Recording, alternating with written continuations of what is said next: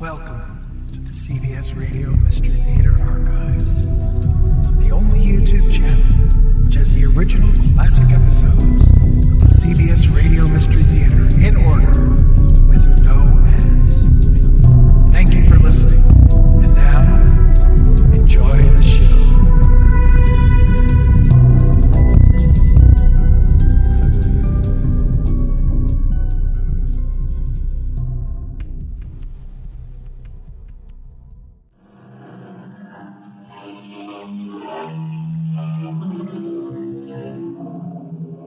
Come in. Welcome. I'm E.G. Marshall.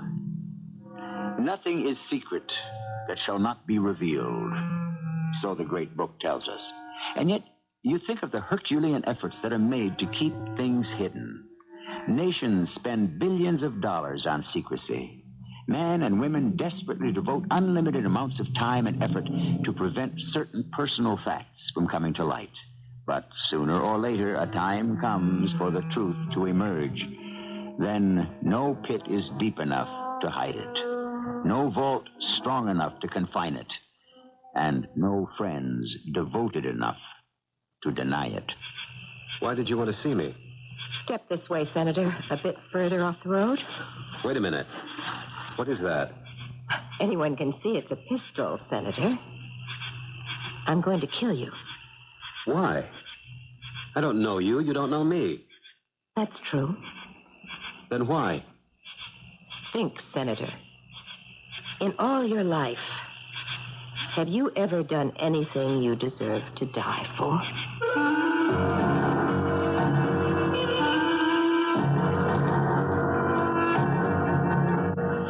Our mystery drama, The Look, was written especially for the Mystery Theater by Sam Dann and stars Michael Tolan.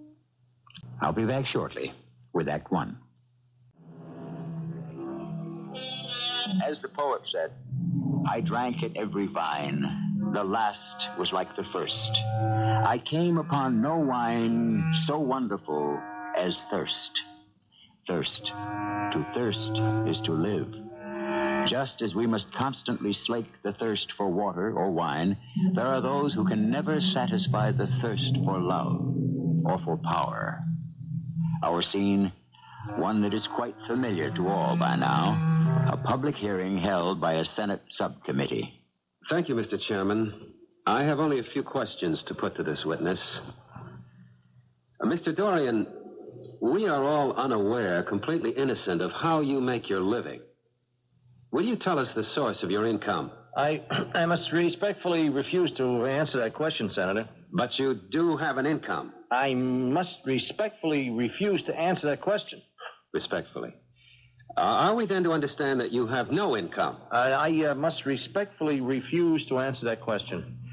Mr. Dorian, I have seldom seen anyone so splendidly turned out as you are. That suit is obviously the creation of a master tailor. Shirt, tie, shoes, everything speaks of elegance. May I ask where the money comes from to indulge such expensive tastes? I must respectfully refuse to answer that question, Senator. I ask all of you here to look upon one of Fortune's elect. He is supplied, it seems free of charge, with a wardrobe fit for a king. We know he lives in a luxurious penthouse, and evidently no one presses him for the rent. He is obviously well-nourished. And yet, from whence comes the wherewithal? How does he manage to survive, indeed thrive, without any source of income? Could you enlighten us, Mr. Dorian? I must refuse to answer that question, Senator. Respectfully. I have no further questions, Mr. Dorian. But neither I nor this committee nor the American people are finished with you. Mr. Chairman, I reserve the balance of my time. All right. Turn it over. I think they're due to recess for lunch anyhow. Isn't Frank absolutely magnificent, Dad? We have a presidential candidate. I don't know if he wants it. He wants it. No, he told me he didn't. He has to say that. It's a matter of form. You mean he has to lie to his wife? Especially to his wife. Why? We never held any secrets from each other. And you see, when a man becomes president, his wife loses him. I refuse to believe that. No. The presidency comes between you. And he senses that already. That's why he's protesting to himself that he doesn't want it. But it's all ritual. I want him to become president. He'd make a great president, and I'll do all I can to make him see it. Well, I've been talking to people. Are they impressed? If the convention were tomorrow, he'd be taken very seriously. But it's a year and a half away. That's why we have to be careful. Very careful. Oh, listen to us sitting here plotting. It's like one of those old Byzantine intrigues. Yes, well, politics never change. Is Frank coming home for lunch? No, he has a date with guess whom? Elizabeth Atwell. Oh, the Dowager Empress of the Washington Press Corps. Well, our boy has arrived, really and truly.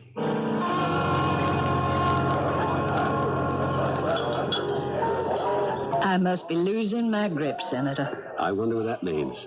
How long have you been here in Washington? I was appointed by Governor Lansdowne to fill out the remaining year of Carl Averly's term when he died.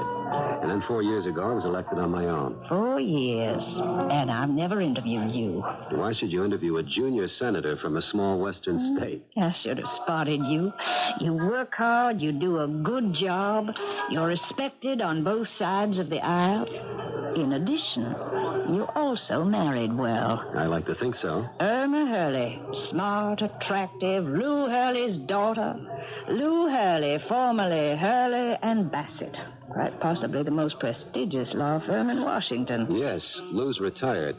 He's concentrating on my career. And now, this committee.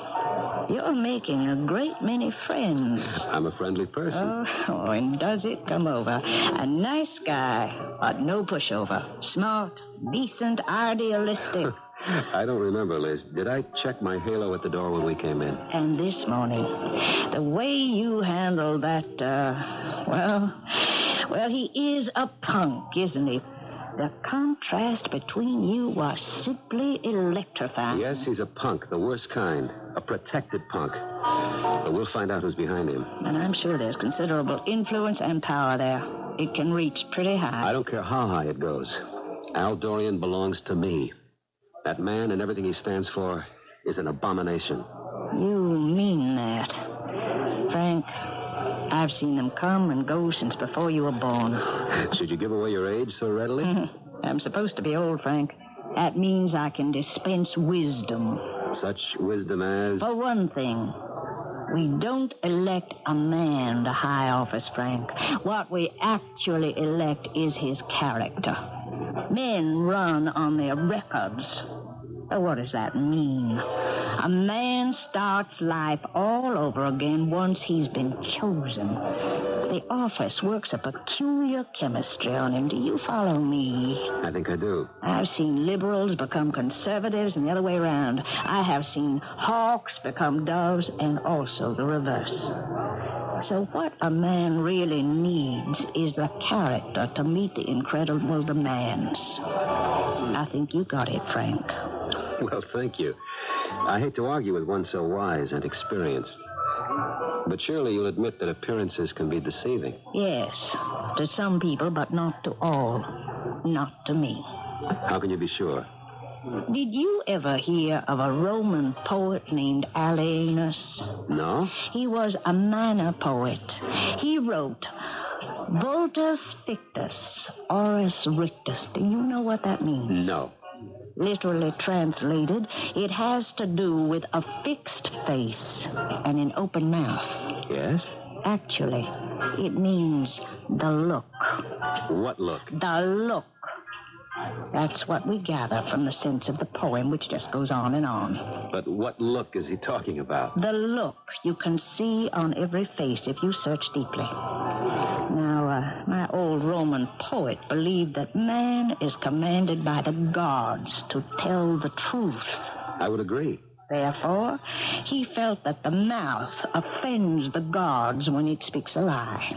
That's one way to think about it. Therefore, the gods brand this mouth, this oris mendactus, this mouth of a liar, with a look. You haven't told me what kind of look. It's just a look. You know it the moment you see it. That crook on the stand this morning, that Al Dorian. Does he have the look? Oh, yes. Yes, absolutely. Can you describe it? Well, it, Of course you can't. It's a look without a shape, a line, a form, but it's there. I understand what you mean. I don't see that look on your face, Frank. I hope it never gets there. Hello, Irma, darling. Lou? Well, how'd it go with Liz Atwell at lunch? Fine. Yeah, what did you talk about? We talked about a very, very obscure Roman poet. You're kidding. What do you call that science of, where you attempt to discover a person's character by examining his face? Physiognomy. Oh, that's not a science. That's a fraud. Well, whatever. That's what you talked about? All through lunch. Oh, darling. You wasted a golden opportunity. To do what? Look, this woman is syndicated in 300 newspapers. She has a national network spot every night. I know that. This was your golden opportunity to lay out your ideas, your philosophy. But you wasted the entire lunch. I haven't enjoyed a lunch like that in years. When you weren't there to enjoy yourself. Oh, wasn't I? Oh, I'm sorry. Dad, talk to him. He's right, Irma. He's what? Now, listen, I've been in politics for 60 years, and as a schoolboy in knee breeches, I gave out circulars during the Harding-Cox election. For which side? Oh, both sides. Now, I don't know if Frank carefully plans his strategy or just happens to do the right thing by instinct. The right thing. Yes, now here she is, this mistress of the media with her fantastic clout. And when our Frank meets her for lunch, what do they talk about? Something that's dear to her heart, this phrenology thing. No, physiognomy. Phrenology has to do with bumps on the head. Well, Frank comes off as that rara avis, that one of a kind. Can you imagine a politician who isn't dying to talk about himself, but is actually interested in what's going on in your mind? Frank is not a politician, Dad. He is a statesman. A statesman's a dead politician who was never indicted. I should consider getting some work done before dinner. I have some committee reports to go over. I'll be in the study. Back off, Irma. What? I mean, save it. For what? The big one. What big one? I don't know yet. What are you talking about, Dad? Well, sooner or later, somewhere down the line, he is going to have to make a deal. Frank? Never. Now, he is going to have to compromise, yield on something, accommodate somebody. Well, that's not how Frank sees things. What kind of a deal will he have to make, and with whom? Well, I don't know. But it's out there. It's waiting for him. Well, surely, Dad, you must have some idea. No, dear, I haven't. But out of a clear blue sky when we least expect it. There'll be a knock on the door, a ring on the phone, and Frank will have to cut off, or maybe just the tiniest, thinnest slice of his integrity. He won't do it. He will. And you'll have to help him. So don't waste your strength on these meaningless little skirmishes. Save it for the war.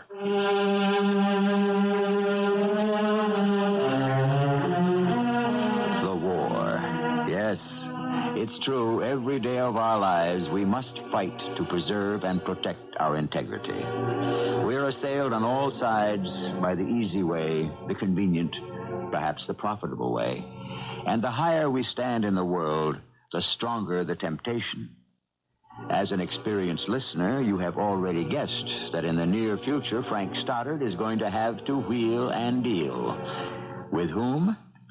For that, we have a second act. It was the Greek historian Herodotus who told us that the bitterest pain known to man is to have much knowledge, but little power. Today, the situation seems reversed. In so many places, the people are ruled by those who have much power, but little knowledge. And here we are in the midst of a story that deals with a man who has power, but whose knowledge is yet to be ascertained. Frank? Dinner time?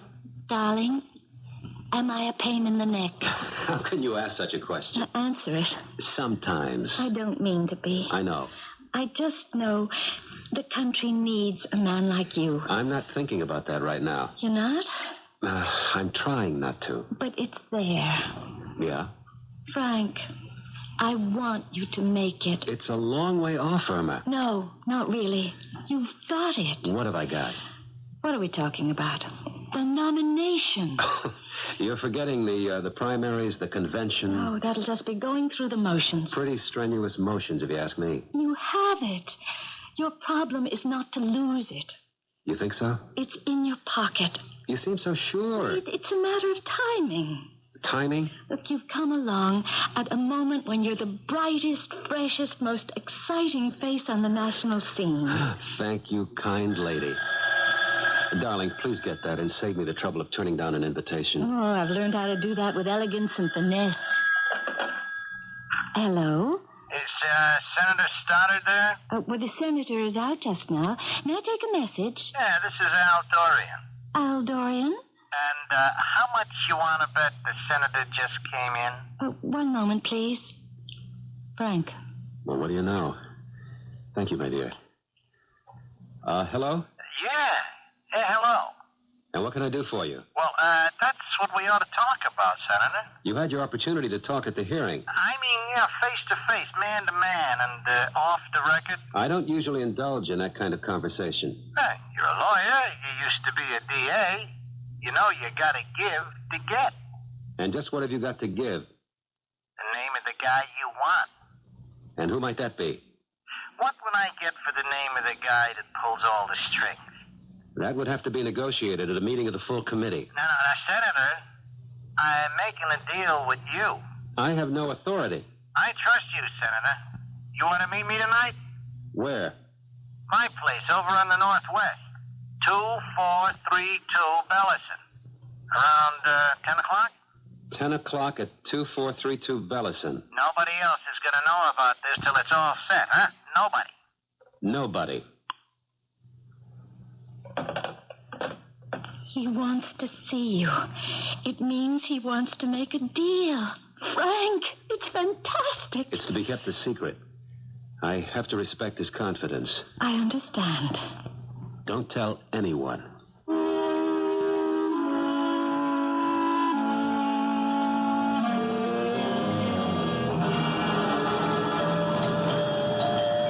Is anybody there? Anyone home?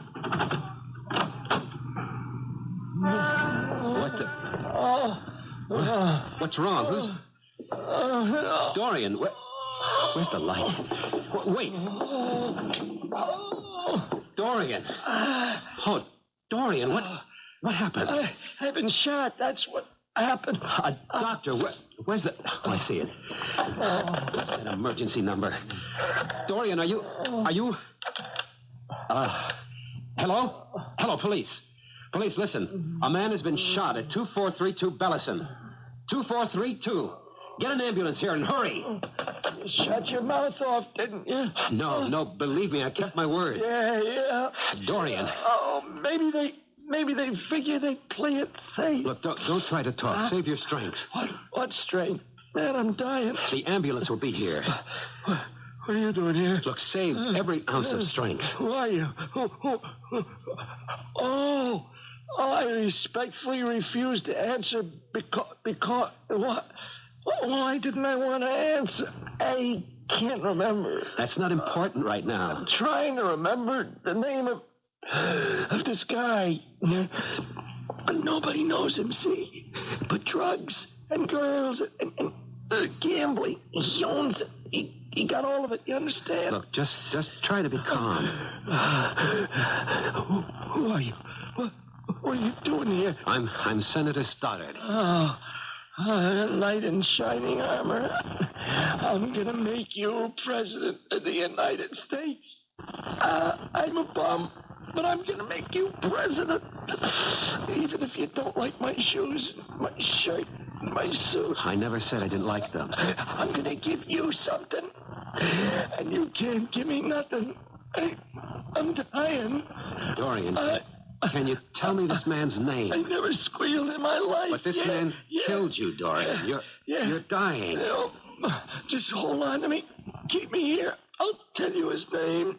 His name's Joe. Joe? Name? Joe what? Joe. Joe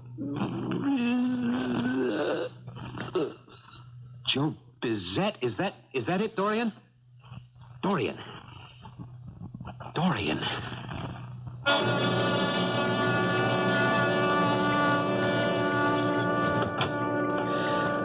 Frank, it's been on the news. Are you all right, darling? Yes, I'm okay. Just a little shaky. You want a drink? Oh, everybody's just talking about your courage in going in to meet that gangster. Yeah, it's quite a thing, Frank. People are actually saying that you could have been ambushed and killed, too. Look, I want to say something to both of you. I know you both love me, and you're completely swept up with the idea that I can go all the way. But you can, Frank, you can. People are saying Let's put all that aside. Something terrible happened tonight. Do you understand that? Of course. I'm not sure. It seems lately that life has become just a series of political maneuvers. Darling, that's not true. Everything's been reduced to a simple consideration. Is it or is it not good for my prospects? That isn't fair. Look, a man was murdered.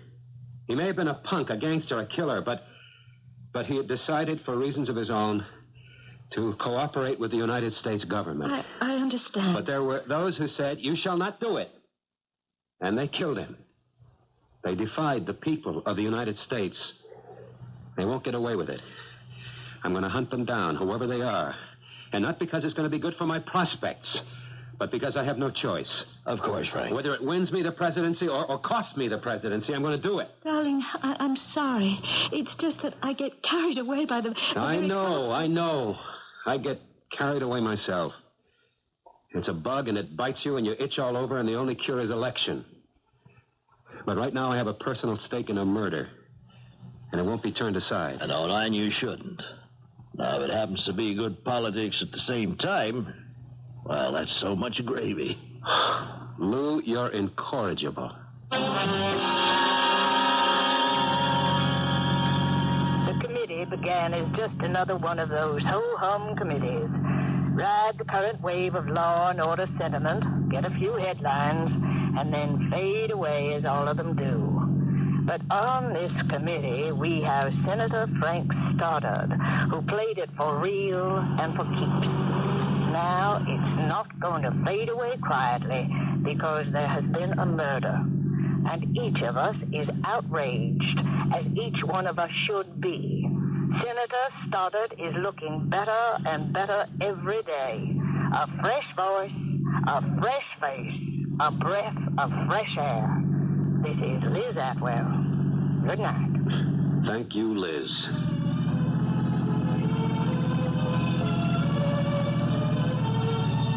Now, what's that up ahead?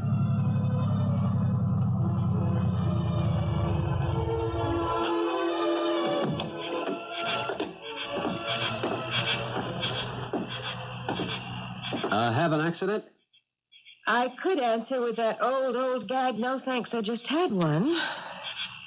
But I didn't. Oh, something wrong with your car? Car's in great shape. Are you okay? In the pink, as they say. Oh, why'd you flag me down? Because you're Senator Frank Stoddard. And therefore? I had to see you. About what? I waited for you to leave the Senate office building. I followed you. I got ahead of you, pulled over, and trusted to your gentleman's instincts to stop and help a lady in distress. If you wanted to see me so badly, you could have made an appointment. People who make appointments to see you wind up getting killed.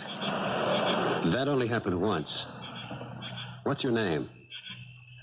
How long do you have to live with a guy before you can claim to be his common law wife? I'm not sure. I think 7 years, maybe 5.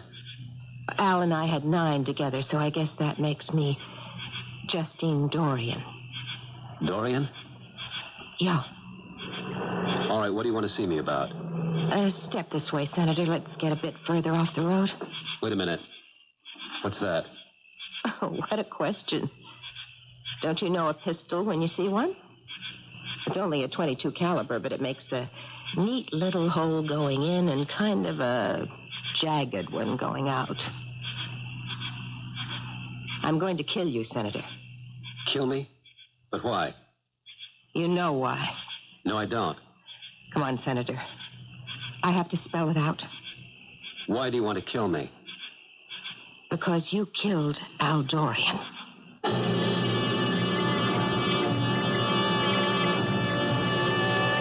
Is that why? But wait. We were there. We know that Al Dorian was already dying when Frank Stoddard arrived. Evidently, she doesn't have that information. But she has a gun, and her mind seems to be made up. A pity none of us can tell her she's mistaken. We'll see how well Frank does when I return with Act 3. There is an entire body of so-called philosophy which insists that the ultimate truth comes from the barrel of a gun. As a premise for a scholarly discussion, it is, of course, highly dubious, but as a practical matter, when one is faced with a physical fact, it becomes a serious debate indeed. And if you are the person without the gun, it's an argument you cannot afford to lose. How can you say I killed Al Dorian? You're pretty good, you are, the way you put on that injured innocence. But it doesn't make sense. No? Al would be a key witness for the committee.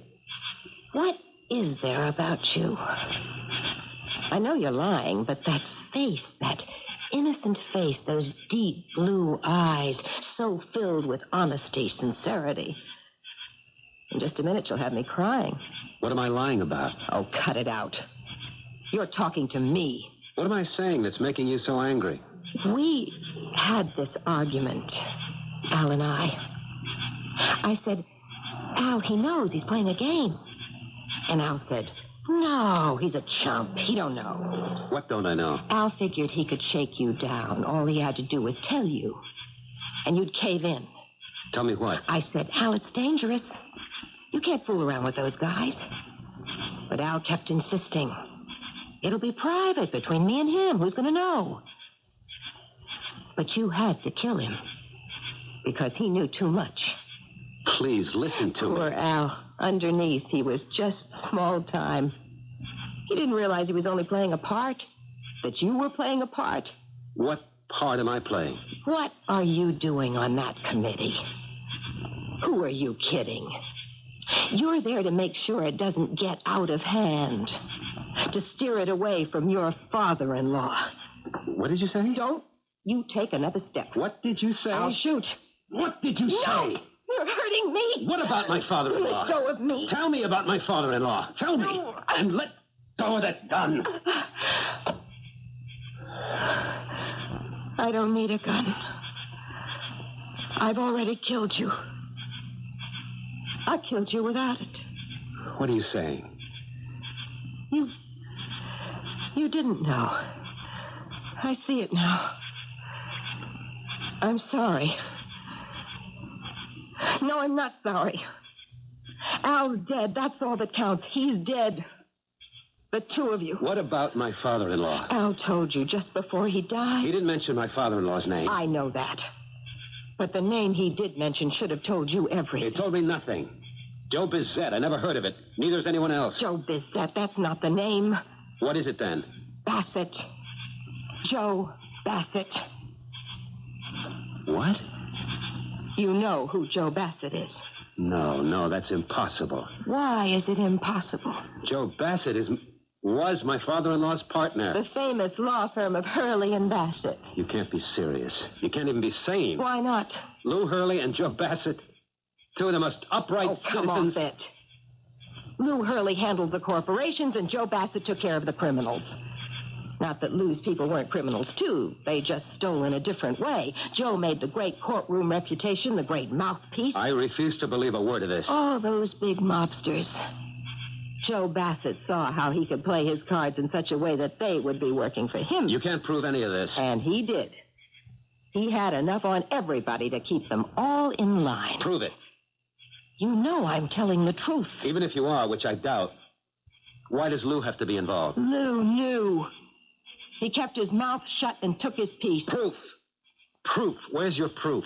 For years, Al Dorian's been the errand boy, the gopher, The connection between Joe Bassett and the guys who get their hands dirty. I insist. Where's the proof? You are the proof. Yeah, you. 12 years ago, you marry Lou's daughter. Who are you? What are you? Just a kid lawyer and nobody on the DA's staff in some jackrabbit sheep ranch county.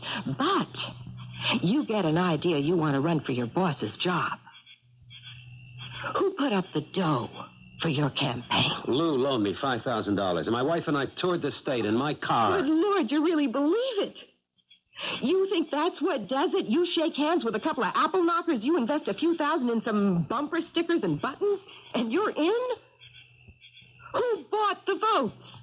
Who twisted the arms? Who called in the favors? I was elected on my platform. Oh, sure. Who got you the editorials, the endorsements? Do you know? Can you even begin to imagine the kind of money that's been spent on you? Who ordered old Governor Lansdowne to pick you to fill the Senate vacancy when Averly died? I made my reputation as a district attorney who cleaned out organized crime. Sure. And who saw to it that you got the evidence? Who made sure you got the goods on guys they no longer had any use for? All right, go ahead. Tell me why anyone would do it. Why not own a man who might one day be in the White House? How could anyone hope to own me? Senator, one day they might want something very bad. And they'd say to you, Frank, you have to make it happen. Or else it'll come out that it was racket money, mob money that supported you all along. I don't believe it. Oh, I'm not saying they'd pull a stunt like that just to fix a traffic ticket. Oh, no, it would have to be something big. And they could maybe only do it once, or maybe they'd never have to do it at all. How do I know you're telling the truth? How do I know it isn't all just a story to... To what, Senator? Have I asked you for anything? Am I looking for something? I'm even sorry. Because I can believe you didn't know. And that means you didn't kill Al. But who did? You can find that out. Who knew you were going to meet him? And where? Who knew? Who?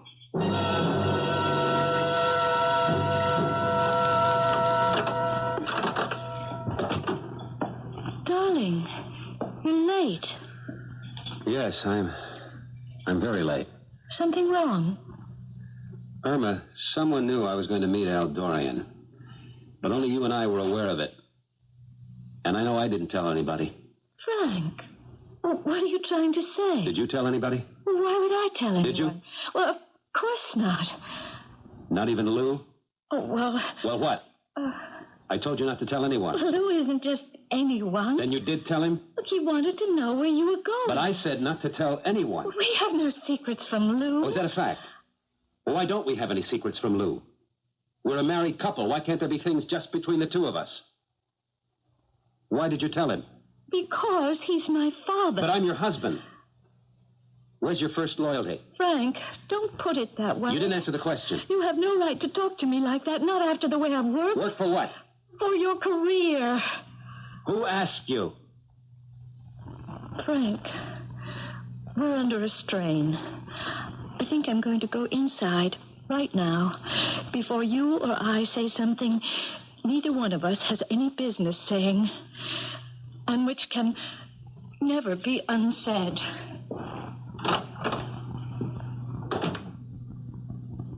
She loves you, Frank. Yeah. What does she know about you, Lou? Well, she thinks I'm the greatest dad in the world. Aside from that, what does she know? Aside from that, what is there to know? Everything. The name Al Dorian wanted to give me wasn't Joe Bizet. No? Al was very far gone by then. What he was trying to say was Joe Bassett. Oh. So, Lou, where are we? Well, that all depends. You were part of it with Joe, weren't you? Yeah.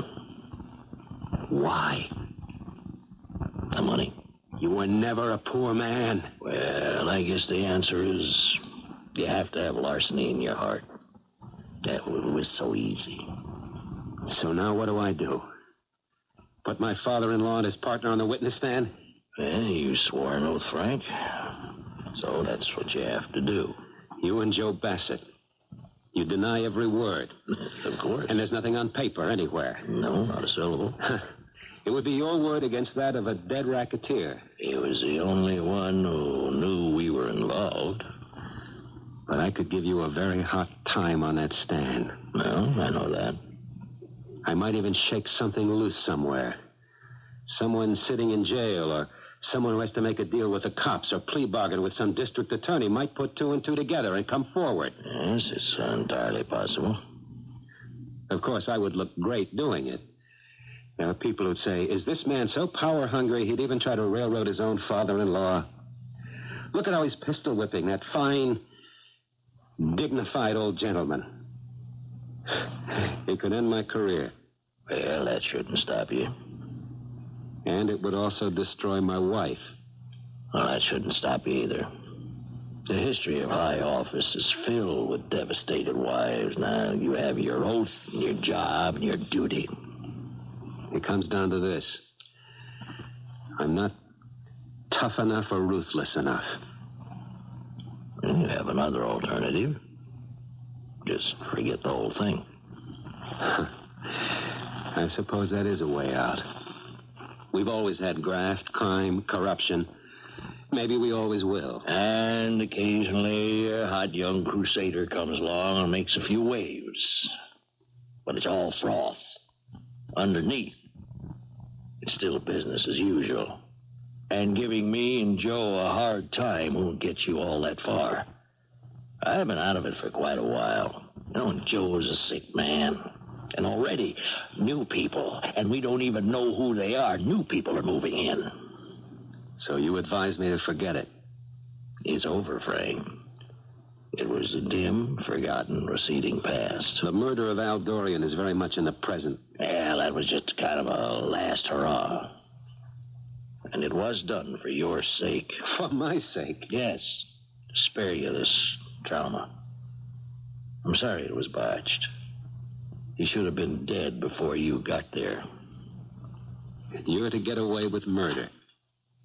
I know you're a man of ideals to a certain extent. We all are. You see, life forces you to make compromises. The minute you make the first one, you begin to die. Lou, you're the only one who can save me. Take it out of my hands. Come forward on your own. Turn yourself in. Oh, I'm sorry, Frank. At the same time, you'll be saving yourself. From what? Come here, Lou. To the mirror. See? It's on your face. I never noticed it, but it's there. What is there? The look. What look? Liz Atwell called it oris mandactus. The look of the liar. But I saw the same look on Al Dorian's face. Only it gets deeper and wider, and it becomes the look of death. Can't you see it? I think you're crazy. All the years you worked with Joe Bassett, you knew it was wrong. You tried to break away, and then I came along. Oh, how hard you worked for me, Lou. You saw it as kind of an atonement for the things you did. But it's not enough. You have to do a lot more. Yes, destroy myself. Save yourself. Come forward freely, and that look will disappear. Prove it. Just decide right now to turn yourself over and watch how that look will fade away. I can't. Go ahead, and then see what happens in the looking glass. I can't, Irma. I don't want her to know. She'll know. You wouldn't tell her, Frank. Now, you wouldn't. No, but you will. You'll have to. If you don't help me, Lou, I'll just walk away from everything. She'll want to know why. I won't say a word. She'll turn to you. Sooner or later, she'll get it out of you. And if she gets it that way, you'll have lost her forever. Frank. This way is the only way you can keep her. You tell her, Lou. It's what you have to do. And I can see it on your face. You've already decided. You knew all along the moment would come. Daddy, why are you staring at the glass? What do you see there? I see nothing. Nothing at all, honey. Thank you, Frank. What are you thanking him for, Dad? Well, it's a long story. You remember I used to tell you long stories when you were just a little girl? That's what I miss most of all. The stories. Well, darling, tonight, I think I'd like to tell you another story.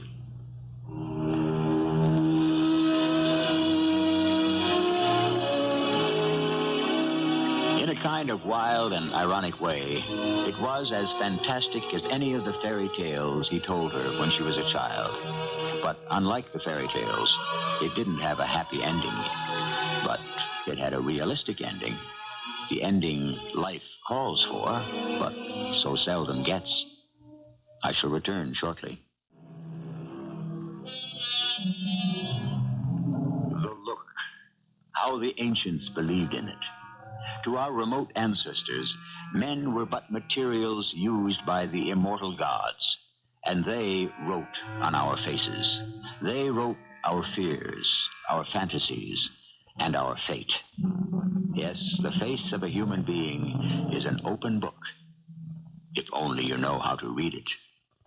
Our cast included Michael Tolan, Teitel, Teri, Keane, and Earl Hammond. The entire production was under the direction of Hammond Brown. I hope you enjoyed this episode of CBS Radio Mystery Theater. If you've enjoyed this and want to hear more, please subscribe to this channel. You can also visit my other YouTube channel by searching Mr. Brian McCarthy in the YouTube search bar. Till then, thanks for listening.